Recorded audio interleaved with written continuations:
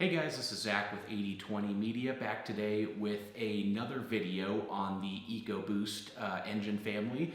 Today we're going to be going over some common problems with the 2.7 liter Ford EcoBoost engine.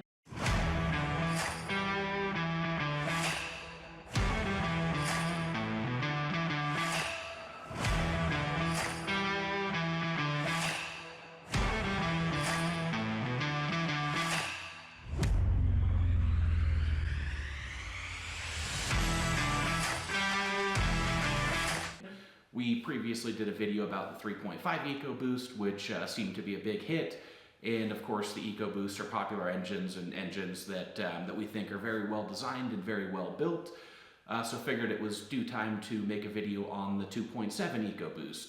So as the name suggests, the 2.7 EcoBoost is a 2.7 liter V6. It's twin turbocharged and also uses direct injection, so on the surface very similar specs to the 3.5 EcoBoost, at least looking at those basics.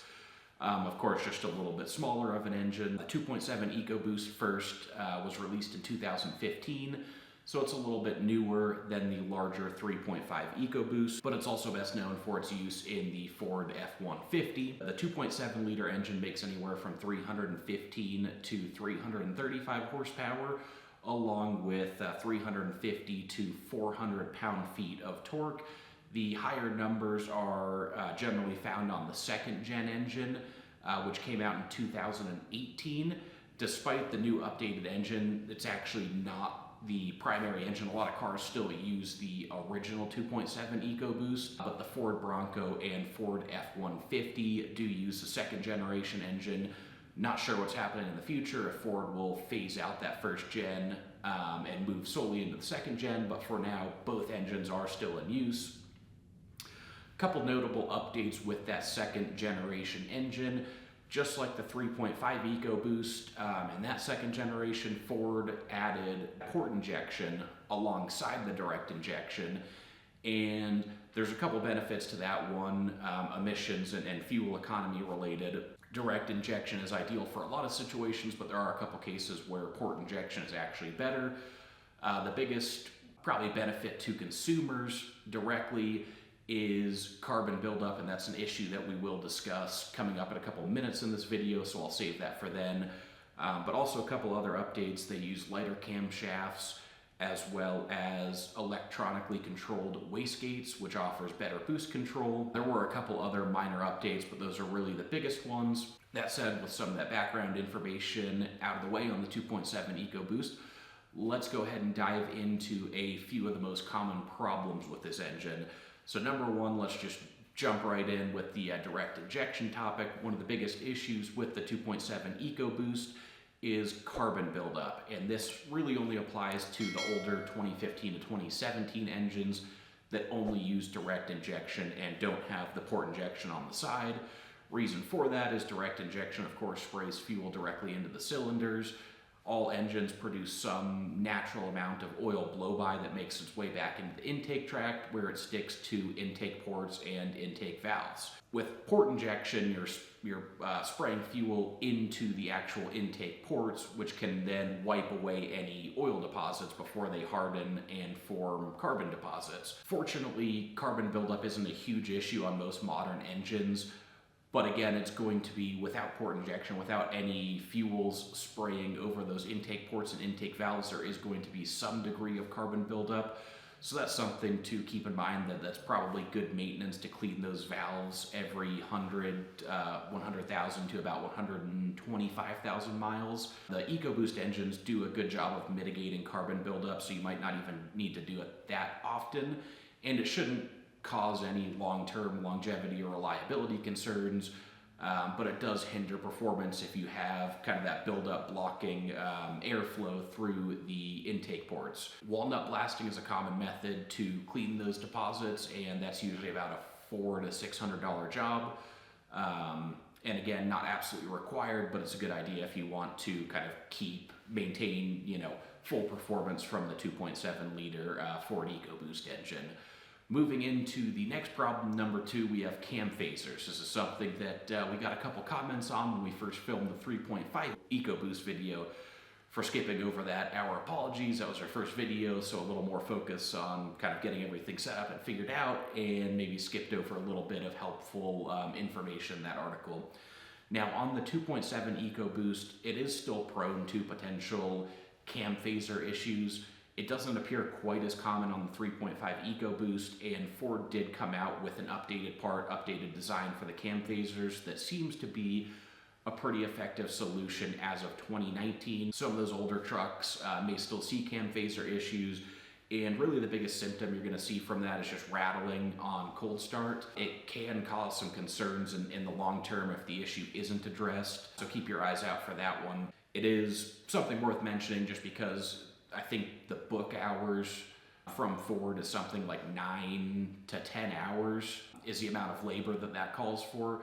So quite a bit, obviously, of costs in labor to fix those cam phasers if that does become an issue. So something to keep in mind, keep on the lookout for. Final note on the cam phaser issues, we do think Ford's oil change interval is a little aggressive. We recommend changing the oil a little more frequently than the computer tells you to, and that should, at least to some degree, help eliminate the potential of these cam phaser problems.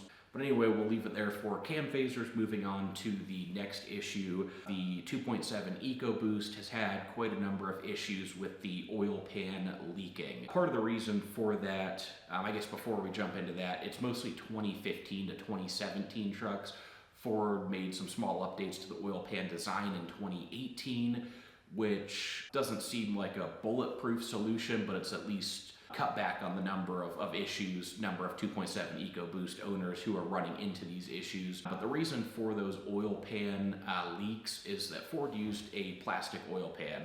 Of course, plastic, as it heats up, expands a little bit, and it is, a thick oil pan, and so there isn't that much expansion, but even just that little bit of expansion from the heat can cause the sealant that Ford used on the oil pan to begin failing, and from there you get an oil leak out of the oil pan. Something that really shouldn't be a big issue in the grand scheme, but we've also seen cases of people having this oil pan replaced 3, 4, even 5 times, and the problem still reoccurring.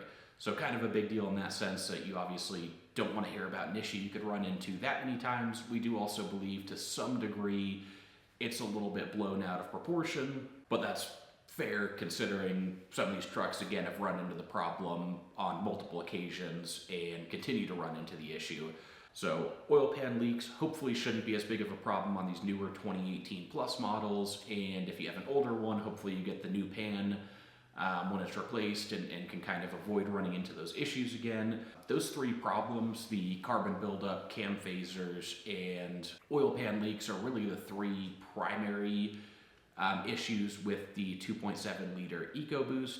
We do have one more thing on this list, and we also talked about it with the 3.5 EcoBoost, and that is spark plugs and ignition coils.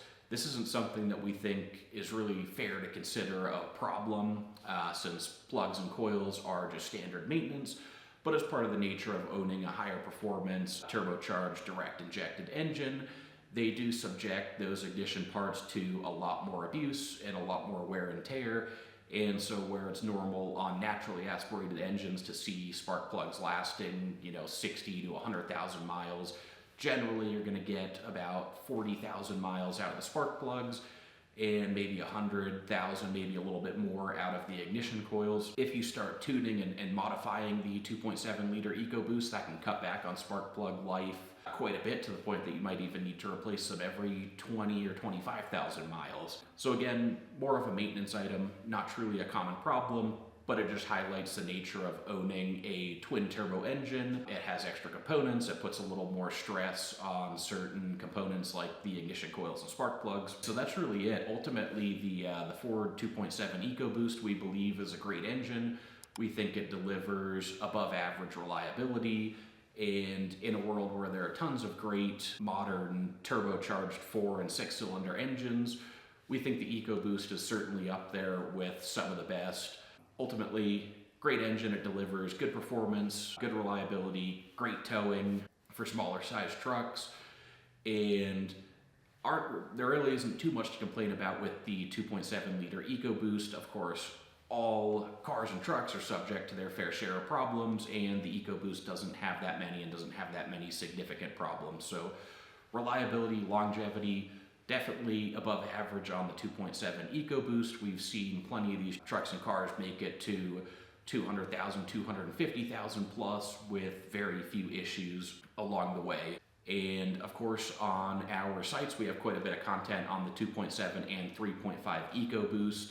So we'll surely have some more videos coming out, and probably one that we'll have in the works soon is comparing the 2.7 and 3.5 EcoBoost, since they're both somewhat similar engines and found as options in similar cars.